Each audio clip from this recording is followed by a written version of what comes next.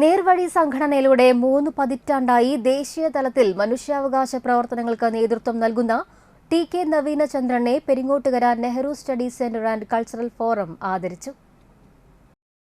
മനുഷ്യാവകാശ ദിനാചരണത്തിന്റെ ഭാഗമായി അന്തിക്കട അഞ്ചങ്ങാടിയിലെ വസതിയിലെത്തിയാണ് അനുമോദിച്ചത്.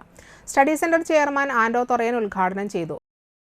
ഞാൻ കഴിഞ്ഞ ദിവസങ്ങളിൽ കണ്ട മനുഷ്യാവകാശ ദിനമായിട്ടുള്ള ഡിസംബർ 10-ാം തീയതി ഓർബിറ്റ് ആൻഡ് ഗ്രാമ്യ പിന്നെ അതുപോലെ TCV ഈ ചാനലുകളിൽ വന്ന വാർത്തയിലാണ് അദ്ദേഹത്തിൻ്റെ ഈ 3 പതിറ്റാണ്ട് പിന്നിട്ട കാര്യം ഞങ്ങളുടെ ശ്രദ്ധയിൽപ്പെട്ടത്. അപ്പോൾ നെഹ്റു സ്റ്റഡി സെൻറ്റർ ഈ പ്രദേശത്ത് ആരൊക്കെ ഏത് മികച്ച രീതിയിൽ പ്രവർത്തനങ്ങൾ നടത്തുന്നുണ്ടോ അവരെയൊക്കെ അനുമോദിക്കാനും അവർക്ക് ആശംസകൾ അറിയിക്കാനൊക്കെ എത്തിച്ചേരാറുണ്ട്. അപ്പോൾ ഇത്തരണത്തിലാണ് ഞങ്ങളിവിടെ ഇതിൻ്റെ ഭാഗമായി എത്തിച്ചേർന്നത്. പക്ഷേ ഈ ഒരുപാട് നമുക്കറിയാം നേർവഴി എന്ന സംഘടനയുമായി ബന്ധപ്പെട്ട് ഒട്ടനവധി പ്രവർത്തനങ്ങൾ നമുക്കറിയാം. ഇത് ശബ്ദമില്ലാത്തവരുടെ ശബ്ദമായി മാറുന്ന ഒരു സംഘടനയാണ് നേർവഴി.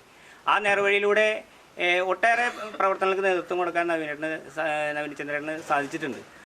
Study centre treasurer Pramod Kanimangalath അധ്യക്ഷനായി.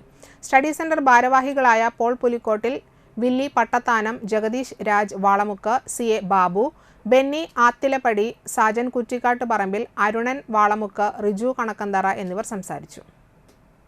എന്ത് പണി ചെയ്യുന്നു എന്നുള്ളതല്ല, എന്ത് പണി ചെയ്യുന്നു അല്ലെങ്കിൽ എന്ത് കാര്യം ചെയ്യുന്നു എന്നുള്ളതല്ല, അതൊരു ചടങ്ങായിട്ടോ അല്ലെങ്കിൽ ഒരു ഇതായിട്ട് ഞാൻ ചെയ്യാറില്ല. അത് എൻ്റെ തലയിൽ തന്നെ ശരിക്കും കയറി പിടിക്കും. അത് ചിലപ്പോൾ തലയ്ക്ക് തരിപ്പ് വരും. ചില നേരത്ത് നമുക്കൊന്നും തന്നെ എഴുതാൻ കഴിയില്ല. ഒരു പരാതി പോലും ചില നേരത്ത് പരാതിയൊന്നും എനിക്ക് അങ്ങനെ തോന്നുന്ന പോലെ ഒരാൾ വന്ന് പറഞ്ഞു കഴിക്ക് നമുക്ക് ചെറിയ പരാതിയൊക്കെ പോലീസ് സ്റ്റേഷനിലേക്ക് എഴുതി കൊടുക്കാമെന്നല്ലാതെ ഒരു കാര്യമാത്ര പ്രശസ്തമായ പരാതി എഴുതണമെങ്കിൽ എനിക്ക് സമയം വേണം.